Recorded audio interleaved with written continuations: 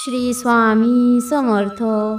ब्रह्ममुहूर्तावर जागेत असे तर फक्त हे एक काम करा, सर्व इच्छा पूर्ण होतील.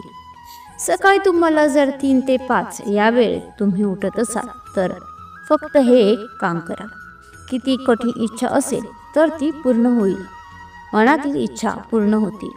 तसेच तुमच्या घराची आणि स्वतःची प्रगती होईल. तर सकाळी जेव्हा तुम्ही उठता तेव्हा तुम्ही बेडवर, सोफ्यावर किंवा जमिनीवर शांतपणे उठून बसा आणि तुम्ही तुमची इच्छा अशा प्रकारे 3 वेळा बोलून दाखवा. आणि असं तुम्ही केलं तर त्यावेळी ती इच्छा पूर्ण होते. तुमची जी काही इच्छा असेल, मग ती अनेक गोष्टींची इच्छा असू शकते. नात्यांसाठी असो किंवा नोकरीसाठी असो, आर्थिक प्राप्तीसाठी असो किंवा मग ती तुमची आध्यात्मिक इच्छा असून नक्कीच पूर्ण होते. जेव्हा ब्रह्ममुहूर्तावर आपण असे 3 वेळा बोलू आपली इच्छा पूर्ण होत असते, तर मी तुम्हाला याबद्दल सर्व माहिती सांगणार आहे, जेणेकरून तुम्हाला ब्रह्ममुहूर्ताचे रहस्य कळेल आणि तुम्हालाही या जगातील सुखसुविधा मिळू शकतील. आपल्याला ब्रह्ममुहूर्ताची वेळ माहीत असणे महत्त्वाचे आहे. उदाहरणार्थ, ब्रह्ममुहूर्ताची वेळ 3 ते 5 वेळात अशी सांगितली जाते. परंतु तरीही ही वेळ 3:36 सुरू होते आणि हा ब्रह्ममुहूर्त असा काळ आहे जो पहाटे 5:30 वाजेपर्यंत असतो. जर तुम्ही इतर कोणत्याही देशात राहत असाल, त्यातून तुम्हाला या काळाची माहिती नसेल, तर तुम्ही तुमचा सूर्य किती वाजता इथे उगवतो ते पहा आणि त्याच्या 1.5 ते 2 तास आधी ब्रह्ममुहूर्त असतो, तो तुम्ही धरून चाला. आता मी तुम्हाला जे काही सांगणार आहे ते स्वतः ब्रह्ममुहूर्तावर उठल्यावर केलं तर तुम्हाला सर्व प्रकारचे सुख आणि सुविधा आणि त्या सर्व आध्यात्मिक गोष्टी मिळू शकतात. प्रत्येक व्यक्तीच्या जीवनात काहीतरी कमतरता नक्कीच असते.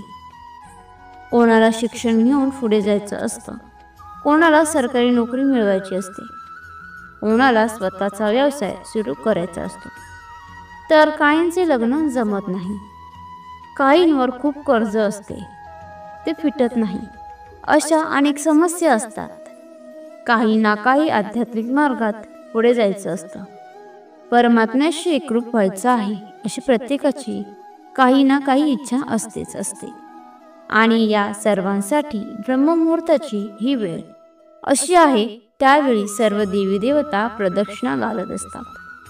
त्यांची ऊर्जा सर्वत्र पसरलेली असते.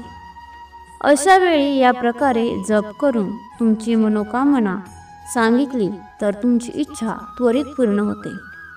आपले पूर्वज, आपले आई वडील, आपले आजी आजोबा किंवा आपले ज्येष्ठ ऋषी सुद्धा ब्रह्ममुहूर्तावर जागृत होत असतात.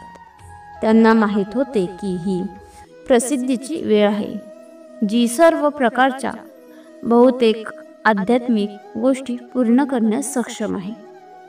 म्हणून हे ब्रह्ममुहूर्ताची वेळ वेगळी आहे. म्हणून तेही इच्छापूर्तीसाठी या ब्रह्ममुहूर्तावर उठून आपली इच्छा पूर्ण करून घेत होते. सकाळी उठल्यावर वातावरणात सकारात्मक वैश्विक ऊर्जा असते. तुम्ही जेव्हा सकाळी लवकर उठता तेव्हा ती ऊर्जा अनुभवता येते आणि मग याच प्रकारे तुमचे अनेक रोग दूर होतात. तुमचे शरीर तंदुरुस्त राहते, तुमचे शरीर ऊर्जावान बनू लागते, ज्यामुळे तुमच्या चैतन्याची पातळीही उच्च असते. त्यामुळे तुमच्या इच्छा पूर्ण करून घ्यायच्या असतील तर तुम्हाला ब्रह्ममुहूर्तावर उठावे लागेल. तुम्ही ध्यानासाठी अंथरुणावर बसला तरी चालेल किंवा मग अंथरुणावर उठल्यानंतर तुमची जी ध्यानाला बसायची जागा आहे तिथे बसलात तरी चालेल, किंवा मग पूजेच्या घरात, देवघरासमोर जिथे तुमची इच्छा आहे तिथे तुम्ही स्वतःचे एक स्थान निर्माण करून तुम्हाला ध्यान करायचे आहे. मग हे ध्यान कसे करायचे? तुम्हाला तुमचा मंद श्वास घ्यावा लागेल. अजिबात वेगवान श्वास घ्यायचा नाही आणि सोडायचा देखील नाही. तुम्हाला तुमच्या श्वासावर नियंत्रण करायचं आहे आणि या श्वासावर लक्ष केंद्रित करायचं आहे. आपला श्वास नैसर्गिक असला पाहिजे.